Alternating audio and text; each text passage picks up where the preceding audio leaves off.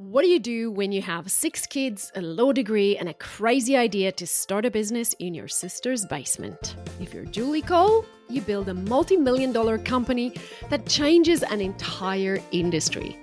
Today, you're going to discover the real story behind 20 years of entrepreneurial success, including the messy middle that nobody talks about, how to manage mom guilt when you're building an empire, and why visibility creates credibility, and that creates customers. Plus, Julie's going to share her number one piece of advice for anyone who wants to build their own freedom empire. So stay tuned.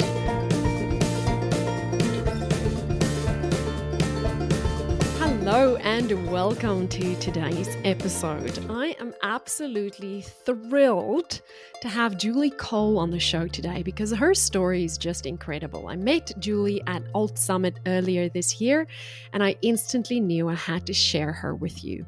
Julie is a recovered lawyer. I love that she calls herself that. And she is a mom of 6 and she's the co-founder of Mabel's Labels Inc. in Canada. She's an award-winning entrepreneur, a best-selling author, and a sought-after speaker and MC. Julie's no stranger to the media, having appeared on NBC's The Today Show, HLN's Raising America, Breakfast Television, The Marilyn Dennis Show, and CP24, among many others. Her articles have appeared in the Huffington Post, Today's Parent, The Globe and Mail, Profit Magazine, and Working Mother Magazine. This is one busy lady.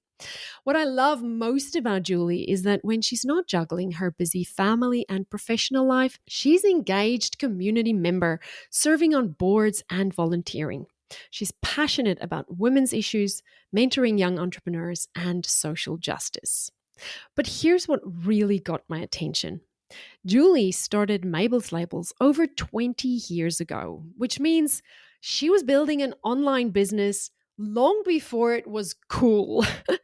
And she did it while raising 6 kids. So let's dive in and hear her story. And I do just want to share with you that I had a few audio and editing issues with this interview after we finished recording. We did our best to clean it up as well as we can and give you the best version of this interview. And I know you're going to just love it. But, it's not perfect in terms of audio and editing, but stick with us. Julie, welcome to the show. I am so happy to have you here. And obviously all my listeners know that I am in Brisbane, Australia, but just so they know, where are you today? So I'm just outside of Toronto. So right now we're probably like 13 hours apart. Wait, what day is it there? It's Thursday morning. Okay, I'm still Wednesday. So yeah, it's all good. So good to see you. Me too. I'm so glad you're here. And I just have to tell everyone, how did we meet? We met at Alt Summit, but did we sit down on the floor next to each other? Yeah, I think that's how it happened. Yeah, it was just that's super where all the magic happens. Laptops on laps, on floors, in conferences, and just chatting, right? So much fun. So I did the formal intro at the start, so everybody knows who you are and what you do. But starting a business 20 years ago, it wasn't even really a thing yet. So tell me about Mabel's Labels and being in business for 20 years. Yeah, so it has been over 2 decades now. Started Mabel's Labels for a couple of reasons. Filling a need for a product in the marketplace and also looking to leave the traditional workforce because my eldest child was diagnosed with autism actually, but I do have 6 of them. What? So it is a bit of a gong show. Yeah. So, and in fact, the first 3 were born in Melbourne. What? I did not know that. So you lived here? Yeah. Are they St. Aussies? Vincent. Yeah, tell me everything. Well, Daddy was Australian. So we were there for a little while. And then so we had 3 there and then moved back here and had 3 more. So there you go. So 3 born in Australia. And then did you move back after 3? Yes. Yeah. So that was then we did the big move, started Mabel's with my co-founders and, never looked back. And have I got this right? You guys started it in the basement of your sister's house? That's right. Yeah, I started with my sister and 2 friends of ours who we actually went to uni with, but they went on to marry my brother, and I have a young uncle. So, yes, friends and family indeed. So we started in my sister's basement with like, I mean, I guess there's 13 kids amongst the four of us, and it was a lot of chaos and a lot of fun, and here we are now. Well, I couldn't even imagine. Like, I started my business with a baby and a toddler, and I could not imagine doing it with three or even with six. I mean, tell me why six kids? Yeah, you know what? It's funny because people are always like, "Why? Why so many?" And I honestly, I just don't have that "I'm done" gene. Like all my friends were like, "You'll know when you're done." And so I was like, "Oh, I'm gonna feel done." And I never did. Even after the sixth, I had six C-sections, never felt done. So I just had to get sensible and I just got old. And Daddy didn't have the "I'm done" button either. So we were both, yeah, usually one sensible spouse will shut down the other one, but not in our I case. remember so well those days when I was a young mum, and that comes with a certain amount of anxiety already. But then also starting a business while I had little kids that went to schools where they're constantly asking for help, constantly asking for people to work in the tuck shop or to do this thing or that thing, and all the other mummies who are not trying to get a business off the ground or volunteering and doing stuff. And I know it certainly was hard for me in the beginning, managing my own mum guilt and managing guilt around doing stuff for the kids and being part of that structure that school gives us, and then saying no and just being like, no, I have to build my business. I have to focus on that. So talk to me a little bit about how you manage mum guilt with six kids and a business. That must have been really tough. Yeah, look, I gave up mom guilt about 5 kids ago, mostly because, it doesn't serve you, right? It's like it doesn't help me, like, lying in bed worrying about what I've done wrong, doesn't serve me, it's not proactive, it lives rent-free in my brain and doesn't serve a purpose. So, rather than feeling guilty, if I make a mistake, I just learn from it and I do better and I apologize and I'm like, "Oh, sorry guys, I really, I said I'd get to that game and I didn't get there. We had a little emergency at work, but I'm going to make it up to you, or I'm going to do a better job prioritizing, or I'm going to have better boundaries at work. I'm going to work on," and then I do. And the beauty about that is that there's no shame in apologizing. There's no shame in learning. And it teaches your kids, like, it's okay to make mistakes and it's okay to learn from them and apologize and move on from it. So, it's not a household here where, kids lie or kids hide things, because there's no shame in when we screw up, because I've role modeled that I do it too. But I would say, if you do feel that little inkling come in of guilt, like, maybe just do something about it. Have a little thing and be like, if I'm feeling this way, let's unpack it. Maybe I am feeling like I'm spending too much time not with the kids. So maybe what I need to do is carve that out. So try and use that if it starts to creep in as a little, just a little trigger for maybe a few little changes or tweaks. And also knowing that this is going to float. Like, there's going to be times you're very busy at work and you can't be as engaged at home. And then guess what? When things are a little quieter at work, you can be a little more engaged at home. It's going to go like that all the time, and that's okay. And you know what? I think as long as you're communicating it, right? And talking to your kids, managing expectations. And I do things like, I always was very communicative around, like having my phone in those early days, provided some freedom. Like I could, go to the apple orchard for a school trip or whatever. Or I could go to like the ice hockey games. We're big into the ice hockey or lacrosse. Um, and I would just say to the kids, like, as we're going in, I got to do one phone call and I have to do one email. So if you look up from the stands, I'm going to do, and I'm on my phone, that's what I'm doing, but that's it. And then I'd stick to it. Right. So, And it is at the end of the day, just having that integrity to say, well, I yeah, have these two very important priorities. I'm going to set clear boundaries around yeah, where my attention goes to this one, and then set clear right. boundaries around where my attention goes to this one. And at the end of the day, it's about the boundary setting, Yeah. right? And helping them to You know what? understand. And they do understand. I mean, my kids understood that if I didn't do that, then I probably wouldn't be at the game at all. I'd be at Yeah. some law firm downtown Toronto. And Mm. so, it is a little bit of give and take. And Yeah. they need to understand that. And there are a lot of benefits, like being my kids too, right? Like, Yeah. like there's a lot of, they've gone, I've been invited to Disney social media moms. So they've been to Wow. Disney World with like media passes. They've gone to beaches, Turks and Caicos for free. Like they've had a lot of, being in that mom space, I've been given a lot of opportunities, and they've benefited. They've gone to so many events and been given so much swag and all that jazz. So, there's pros and cons. There's pros and cons. Yes. Yeah. Yeah. I feel like I had to educate my kids a little bit on appreciating the benefits of having a mom with flexibility. My kids don't necessarily get the free Disney trip, but they get the paid for Disney trip, which, Right. that money comes from somewhere. And I had to teach them a little bit like, yeah, it's because mommy wasn't, signed up to help at the tuck shop because I was working that I was able to do this. And it's just I feel like they grow up with a bit of a different expectation from me than they do from my husband.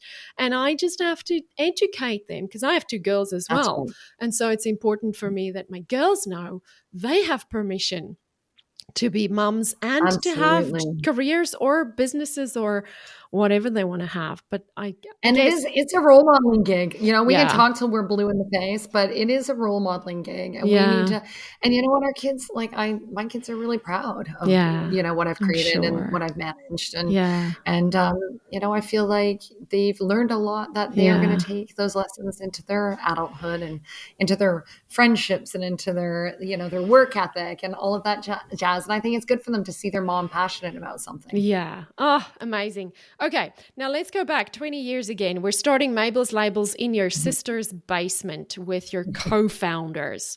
I mean, there's so much we can talk about there. But tell me a little bit, how long did it take until Mabel's Labels took off?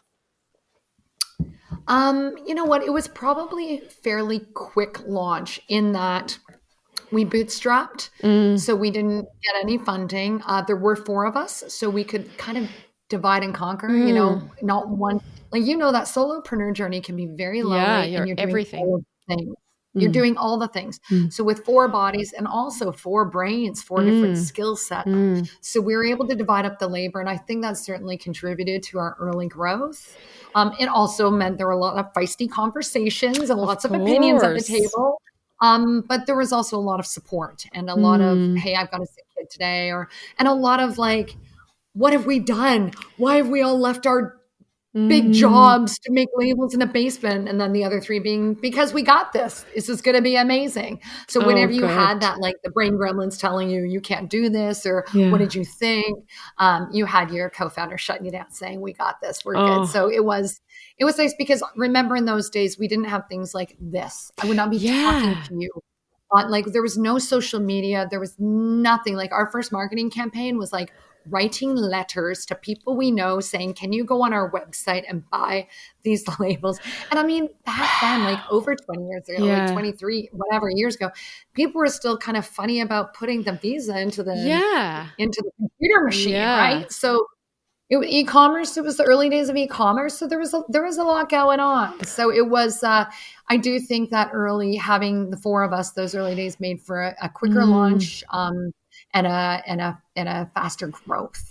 Did you guys know anything about launching a product or anything about marketing a product? Did anybody go and like buy an online course and learn this stuff, or were you really just making it up as you go? Yeah. It was like, they build the plane while you're flying. We did I mean, we had to do a lot of research to find a material that would do what we wanted it to do. I think the marketing felt very authentic and very sort of true to us because we knew our market because it was us. We were young moms who were tired of losing our kids' shit. And, and tired of it ending up in the lost and found, spending a lot of money, lots of mix-ups. And we knew that we wanted something super cute. We wanted something very durable and highly personalized. And we also knew that moms were like word of mouth, like the way we talk about products and services. We talk about it like it's our full-time job, right? And in those days, it was like moms on fire now. 100%. And like that was like at daycare drop-offs or, at ballet class, people would see somebody else's like Mabel's Labels and be like, what is that? And then the moms be like, oh my gosh, it's this amazing new product. You got to check it out. Right. And then they told two friends, But then when social media did hit, we were very early adopters because all the mom bloggers were out there. Moms owned Facebook. We were all in this space, and it was a vehicle for word of mouth. So we built up like instantly like a 200,000 Facebook followers. We were connected to all the mom bloggers. Like I was, I just got back from the Mom 2.0 summit. That was my 17th. Like we've been in this space. Yeah. Like I've been blogging for 20 years. We knew very early on that our market wanted to see and have visibility to the brand. So, they don't want to buy from a nameless, faceless brand. So I was always out there. I was going to events. I was turning up. I was blogging, and not about labels. I was blogging about being an autism mom, being a mom of many, just trying to get through the day, like everybody else, just being that relatable brand, right? Yeah. And, storytelling's so important. We know that. Yeah. Yeah. Well, I was, on my list of things to talk to you about was this blog that you built, because I feel like if you go on Mabel's Labels now on the website, that blog is on fire. Like there is still blog posts going up, relevant blog posts, and not just fluffy blog posts, like hard opinion. Yes.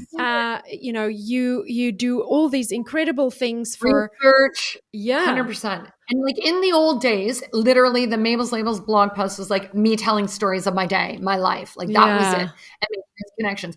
But we always at Mabel's, like on top of our products, trying to make parents' lives easier, all the content we create, all the blog posts, everything is like trying to give our community important information that makes their lives easier. Yeah. And so things like SEO and optimizing, was that part of your strategy from the beginning, or is that something that you kind of learned later? I mean, we've always been, had a finger on the pulse.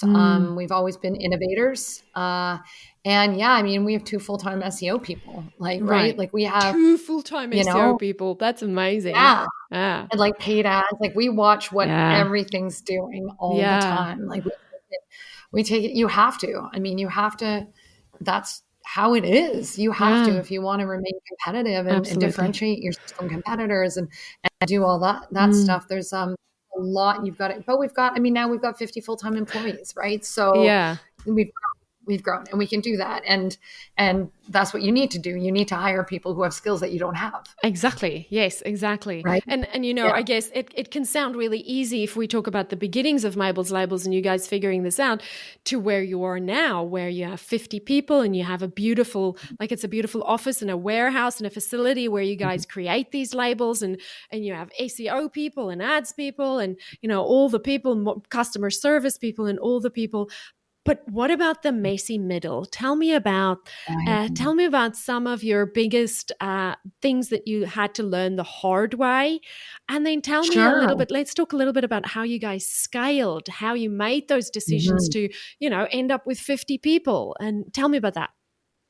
Yeah, messy middle. I think a couple of challenges we had were, well, first of all, like when we needed to hire people, like you never know, you're like, okay, do we take a chance and hire people? But what if we don't make money and then we have to fire them? We don't have, so you're worrying about that. So that's always really challenging. And then suddenly you're like, okay, well, we've made a few hires. Then you're like, oh crap, we don't know a thing about HR. What are we going to do? Do you know anything about HR? Not it. So then you either take some courses, or I always say a contractor is an entrepreneur's best friend. You don't have to make a hire. You can contract somebody to do some hires for you, to write some policy for you. You can hire somebody to do your taxes. You can hire, you can contract people out to do that sort of stuff. So I think, when you're growing quickly, like I always say, you have to get comfortable being uncomfortable, because as soon as you think you know what you're doing, you experience growth and your whole business is different. Yep. You need new equipment. You need you have customers who have different demands. You have you have tech changes, Google AdWords change, the way you rank change, everything changes, right? So you're always doing that. You always have to just have that appetite for risk, always be open, always learn. I think also it can be very difficult for founders who, they can be control freaks, like you start a Yes. company, you're like, Yes. I do it my way. You get used to it. So Mm. we had no problem. We did those like early hires of like people answering the phone or people making the labels.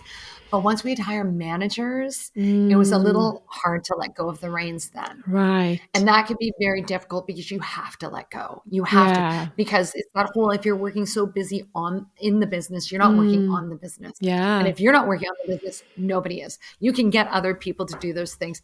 So I think it is a challenge when you delegate things out to managers, but you have to do it because you hire them because they have skills you don't have. You don't Yeah. want to hire people who are just like you. Yeah.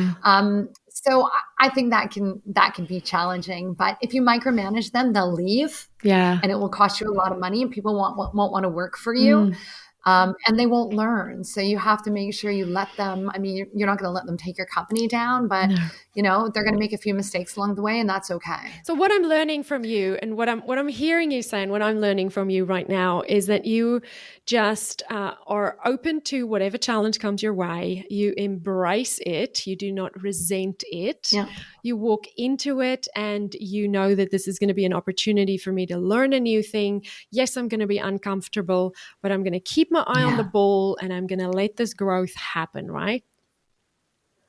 And I think that is kind of what makes entrepreneurs say, I'm going to go and do this crazy path because you're okay with that. Like a lot of Yeah. people, and I get it, a lot of people like that's not stable enough, right? Yeah. And that's not, and I do like to point out too, like for me, a lot of this entrepreneurship came from a point of privilege, right? Yeah. So it Yeah. wasn't a big risk for me. I had Yeah. a law degree. I had a spouse who made money. Mm. I had support, all of these things. So it didn't feel as risky to me. And I Yeah. do need to point that out because people Mm. are always like, you're so brave, so brave. I'm like, I'm a white girl who had so much like Mm. opportunity. Yep. Yeah. So Yeah. worth noting. I Worth just noting. always have it at like moms who like have 2 kids and like are single parents and working Mm. 2 jobs and running their Mm. side hustle. Yeah. That gives me something Yes. like that's impressive. But it's funny, we had on the like to your point, we had all these sayings on our walls back in the early days of Mabel's Labels. And one was, if you're not living on the edge, you're taking up too much space.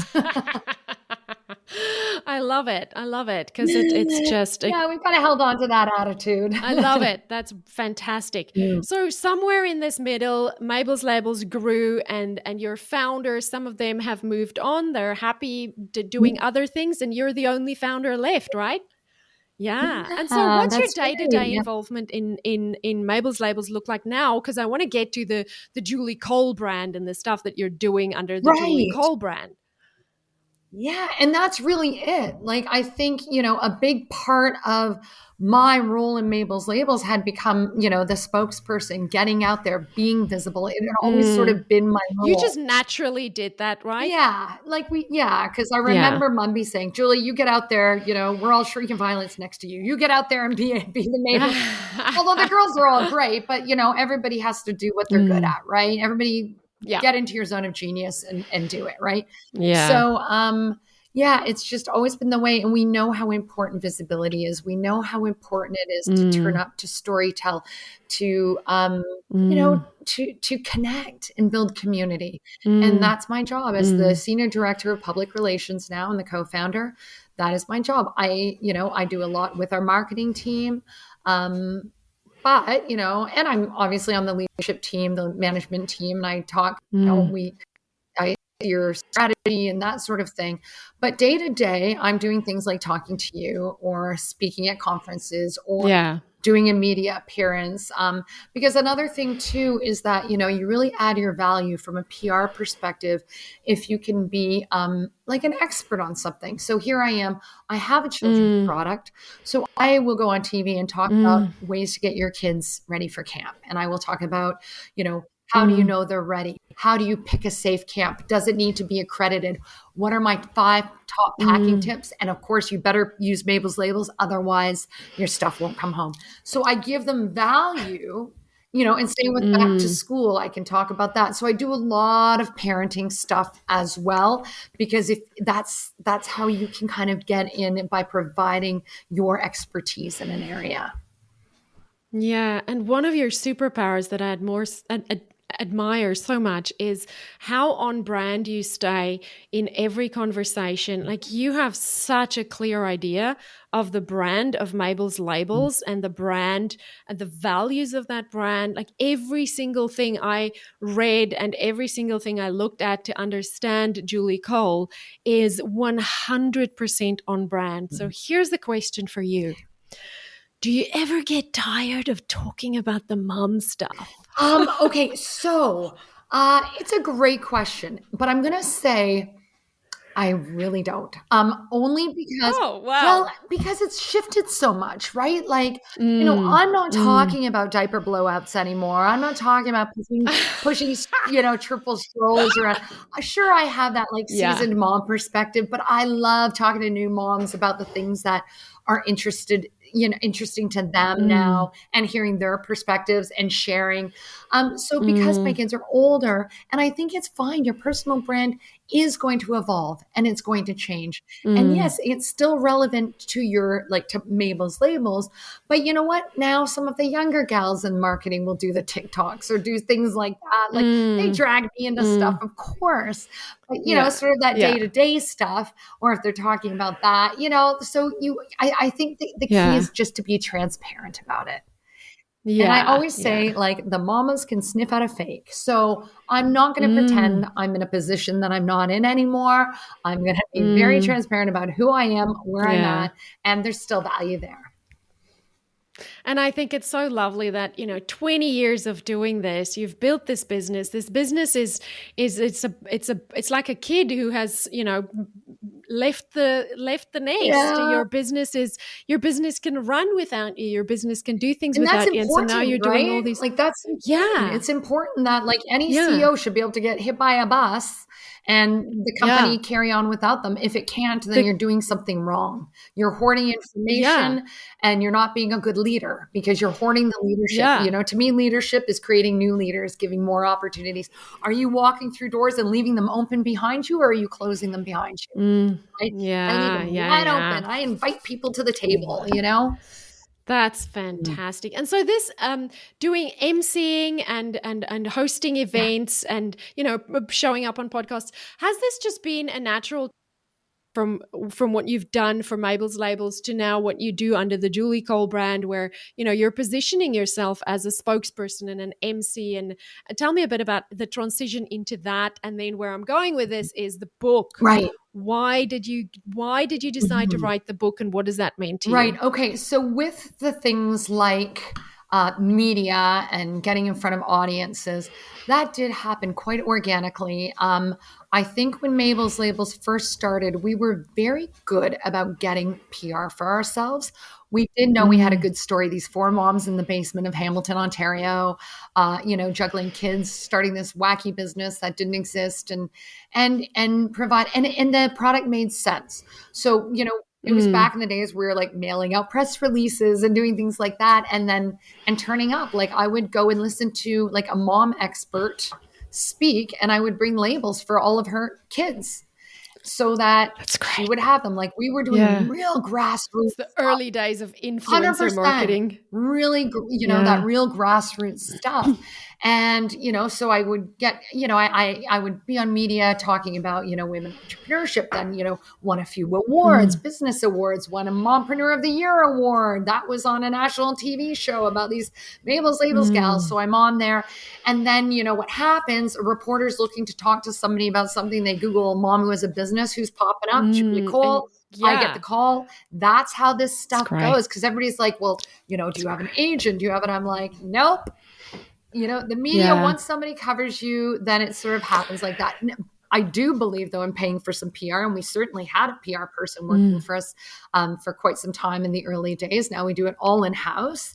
But, mm, I think PR is very important because so mm, much as this has shifted, but PR is more like a testimonial, whereas a paid ad mm, looks like an ad. But I mean, mm, we're not doing magazine ads. And it was so funny because in the old days, mm. we couldn't pay for a magazine ad. Like we're not going to be a Yeah. parent to Yeah. today's parent or one of those. But for us, a real equalizer was social media. I could hop on Twitter, engage in conversations with parents, engage with other big brands, sort out a collaboration, talk to journalists, talk to reporters. And so I could do that for free. It just was my time. I love it. And so many times, Yeah. those conversations, that social media led to big things. I love it. And this is for my audience who's mostly course creators and coaches. They're all in this info product space.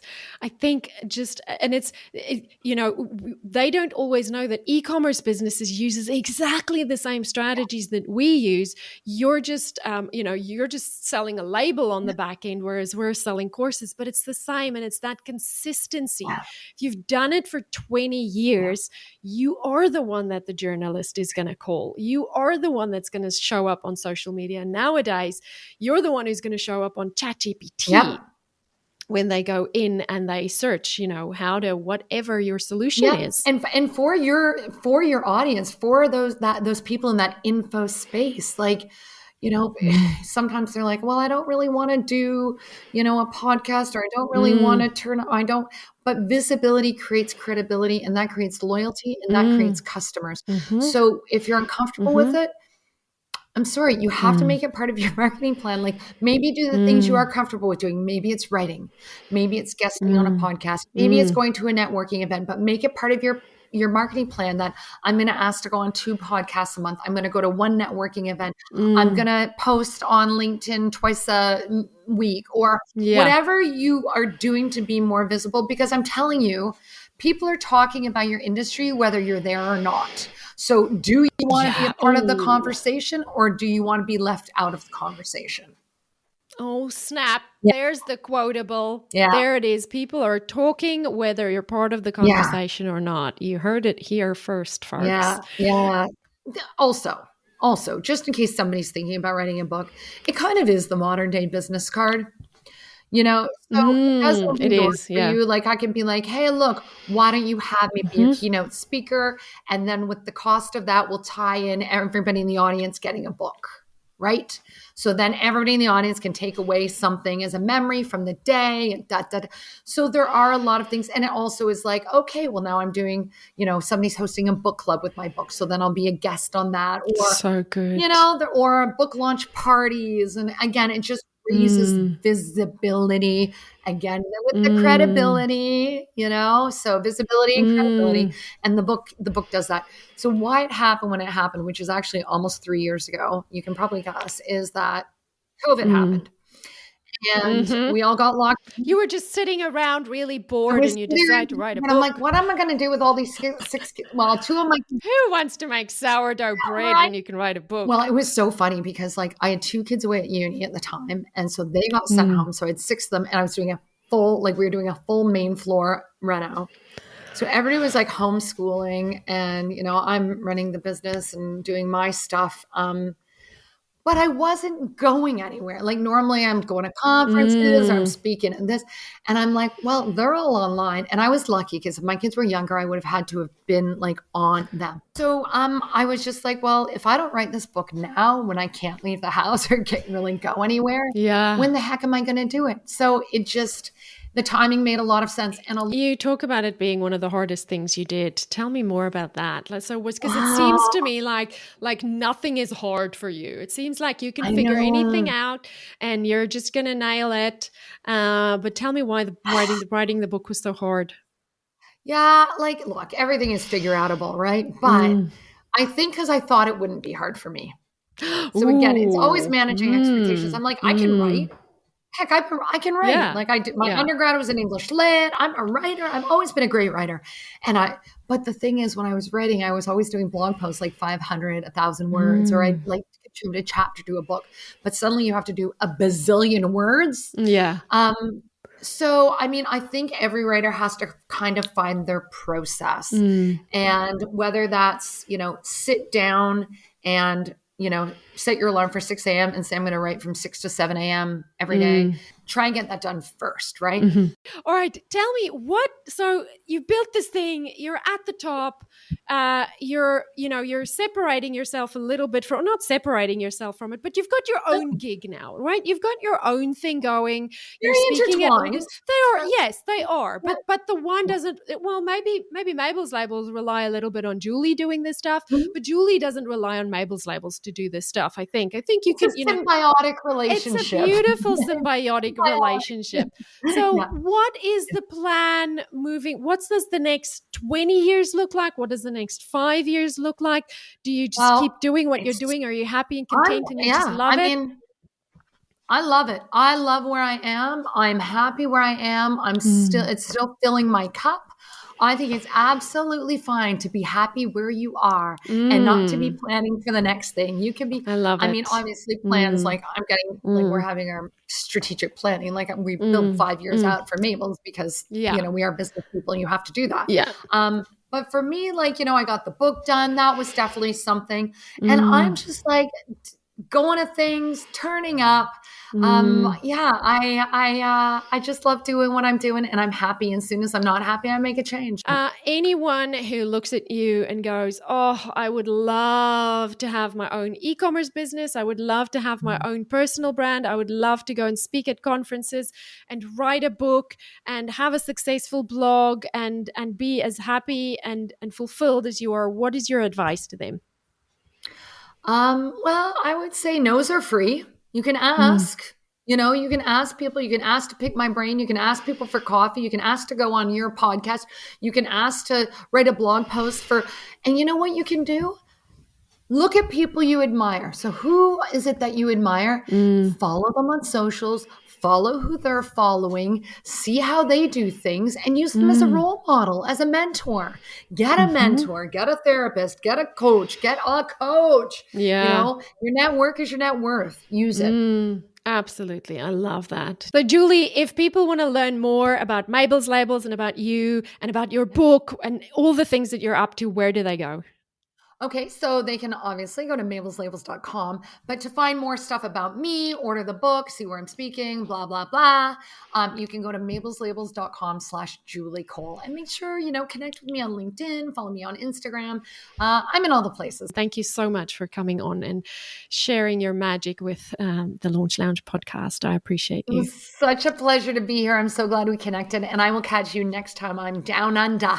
Down under. Yes, let me know when you're down under. We'll go have a... Fun fact, everybody, just so you know, tomorrow is Culture Day at my kid's school, and he's wearing a Vegemite hat. Great. And he's bringing Tim Tams to share with the friends. Yes. And he's got his Australia. My daughter Posey's on your national lacrosse team, so he's got his wow, lacrosse T-shirt that he's wearing. Wonderful. Well, very exciting. Good for him. Good for him. That's fantastic. Not many people outside of Australia enjoys Vegemite. I once packed, I went to my mastermind in America and I packed a tiny little bottle of Vegemite for everybody. And they were like, no, you have to be raised on it. Yeah. You have to be raised on it. Yeah. I've got kids that will eat it. Some will, some won't, but you have to be raised on it. That's funny. But thanks again for having me. You're very welcome. Thank you for being here. Wow, right? I mean, Julie just dropped so many golden nuggets in that conversation. My biggest takeaway is this. People are talking about your industry, whether you're there or not. So do you want to be part of that conversation or do you want to be left out of the conversation? It's up to you. That hit me hard because it's so true. Visibility creates credibility, and credibility creates loyalty. And loyalty is what we want from our customers and from when we are users of products and services, right? Whether you're selling labels or courses and coaching, it's really all the same. And I love how Julie talked about getting comfortable with being uncomfortable, because as soon as you think you know what you're doing, you're experiencing growth and everything changes. I mean, you can just see how everything is changing with AI right now. So we've got to be comfortable with being uncomfortable. It's the entrepreneur life, right? If you want to connect with Julie, head over to mabelslabels.com/Julie Cole to learn more about her speaking, her book, which is hilariously funny, by the way, and all the amazing things she's up to. And definitely connect with her on Instagram.